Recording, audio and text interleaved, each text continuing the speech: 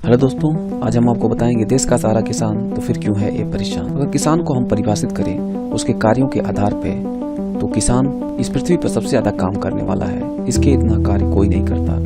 ये श्रम का एक तरह से देवता है। अपने इस श्रम के बल पे ये पूरे विश्व को खाद्यान्न प्रोवाइड करता है। खाद्यान्न और सम्मान दोनों प्रोवाइड करता है। अगर हम बातें स्टार्ट करें महात्मा गांधी के शब्दों से, तो महात्मा गांधी जी ने भी बोला था कि जो विलेज है, गांव है, वो इंडिया का एक तरह से हार्ट है, क्योंकि ज़्यादा से ज़्यादा जो हमारी जो जनसंख्या है वो गांव में रहती है। और पूरे वर्ल्ड का जो है अगर हम देखें तो इंडिया में 12.2% लोग रहते हैं। जब हमारा देश आज़ाद हुआ 15 अगस्त 1947 में, तो वह एक बहुत ही हर्ष, उत्साह और एक तरह से त्योहार की तरह था हमारे लिए, और लोगों की आंखों में भविष्य को लेके बहुत ज्यादा उम्मीदें थी। लेकिन जब अपना देश आजाद हुआ, अनडिवाइडेड इंडिया जब था, उस टाइम पर हमारी पॉपुलेशन थी 390 मिलियन, जिसका 30 मिलियन लोग पाकिस्तान में चले गए, 30 मिलियन लोग जो ईस्टर्न पाकिस्तान बांग्लादेश में चले गए, लेकिन ज्यादा से ज्यादा लोग, भारी मात्रा में 330 मिलियन लोग इंडिया में ही रहे। तो हमारे लिए सबसे बड़ा चैलेंज क्या था? लोगों को खाना खिलाना। फूड एक बहुत बड़ा चैलेंज, क्योंकि अंग्रेजों की जो पॉलिसी थी जब वो लोग थे भारत में, तो वो लोग प्लांटेशन और कमर्शियल क्रॉप को ज्यादा किसानों को फोर्स करके करवाते थे, जिसकी वजह से हमारी ज्यादा से ज्यादा जो लैंड थी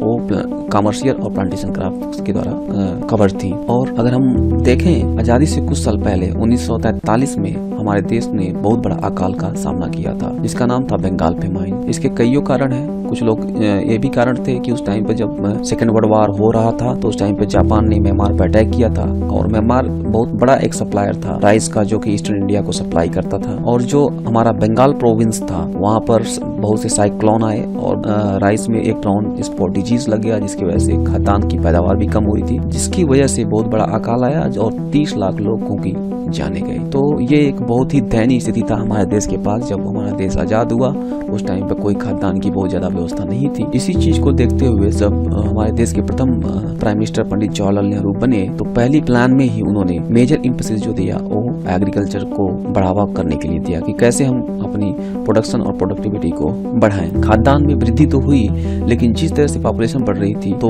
उसको सप्लाई करने के लिए ये प्रोडक्शन सफिशिएंट नहीं था। जब हमारी next prime minister Indira Gandhi ji बनी, तो वो उन्होंने यूएस का दौरा किया, और वहां पर जाकर उन्होंने जॉनसन जी से अपने देश के कंडीशन के बारे में बताया कि हमारे वहाँ लोग भूखों मर रहे हैं। तो इसके तहत क्या हुआ कि PL 480 एग्रीमेंट जो वहाँ पर हुआ, साइन हुआ, और PL 480 एग्रीमेंट साइन होने पर के बाद जो यूएस ने हमारे देश को 10 मिलियन टन गेहूं जो है सप्लाई करना स्टार्ट कर दिया।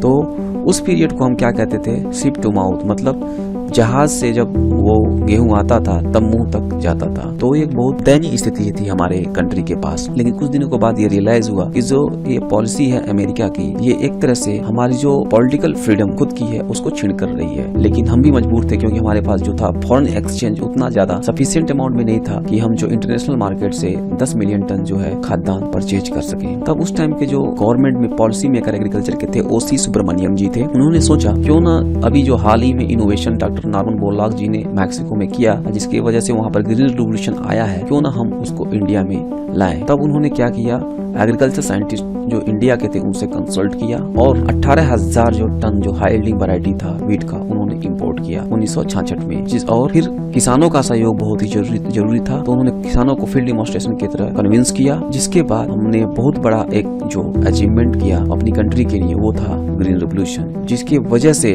हमारी जो कंट्री थी डिफिसिट से जाके सफिशिएंट की तरफ आ गई। तब जब मीडिया वाले और इंटरनेशनल ऑर्गेनाइजेशन ने पूछा सी सुब्रमण्यम जी से, आप किसको अपना हीरो मानते हैं, तब उन्होंने कहा कि जो हमारे फार्मर हैं वही हमारे रियल हीरो हैं। क्योंकि जो ये मैं मानता हूँ कि जो टेक्नोलॉजी को अडॉप्ट करता है वही सबसे ज्यादा रिस्क बियर होता है, और हमारे किसानों ने ये हिम्मत दिखाया है रिस्क लेके इस नई टेक्नोलॉजी को अडॉप्ट करके और इसको सक्सेस बनाया है। तो मैं उनको ही अपना रियल हीरो मानता हूँ इस सक्सेस के लिए। और उन्होंने कहा कि यह एक टाइम है कि हमें अपने इस फार्मर्स, इन किसानों को सैल्यूट करना चाहिए इनके इस महान कार्य के लिए। लेकिन क्वेश्चन ये बना रहा, क्या ये अभी भी उतने ही खुश हैं किसान? नहीं। एक सर्वे के अंतर्गत ये पाया गया कि आज भी बहुत से किसान दुख में हैं और सुसाइड कर रहे हैं। इसका रीजन है कि जनसंख्या बहुत दिन पर दिन बढ़ती जा रही है, जिसकी वजह से लैंड का जो है फ्रेगमेंटेशन होता जा रहा है, जोत की साइज कम होती जा रही है, जिसकी वजह से उनकी जो पैदावार है पर यूनिट कम होती जा रही है। इसके अलावा भी कुछ बाह्य कारण है, जैसे मानसून की विफलता, क्लाइमेट चेंज होते जा रहे हैं जिसकी वजह से लेट ऑनसेट ऑफ मानसून होता है, बुआई में देरी होती जा रही है, अगर फसल खड़ी है तो उसमें डाउनपोर ज्यादा हो जाता है रेनफॉल का, और सूखा पड़ जाता है तो भी बर्बाद हो जाता है। अगर ये सब रह भी गया, पैदावार हो भी गई, तो सबसे बड़ा कारण है बिचौलिया लोग।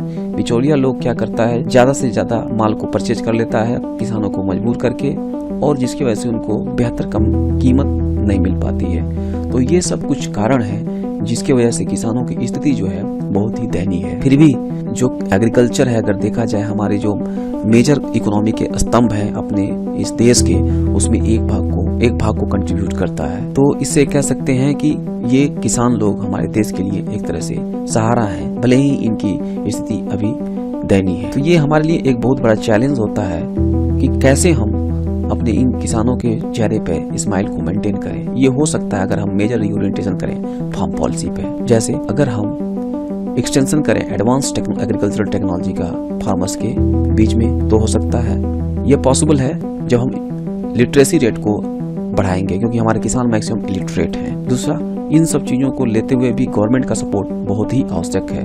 अगर हम इंसेंटिव नहीं देंगे तो फार्मर्स नॉट रेडी नहीं है किसी भी टेक्नोलॉजी को अडॉप्ट करने के लिए। उसके बाद मोनोक्रॉपिंग टू डाइवर्सिफाइड क्रॉपिंग की तरफ उनको प्रमोट करना चाहिए, जिससे उनकी आय में वृद्धि होगी। और एग्रीकल्चरल बेस्ड जो इंडस्ट्रीज हैं उनको रूरल एरिया में प्रमोट करना चाहिए, जिससे कि रूरल के जो यूथ हैं वहाँ पर रिटेन होंगे और वो देश के विकास में सहयोग कर सकेंगे। तो दोस्तों, हम ये उम्मीद करते हैं कि आपको ये समझ में आया कैसे हमारा किसान जब हमारा देश भुखमरी के कगार पर था तो उस टाइम पे कैसे सहयोग किया, और क्या कारण है कि ये आज भी एक तरह से बेचारा है, और क्या अगर हम करें तो ये देश के विकास में और भी ज्यादा भागीदारी दे सकता है।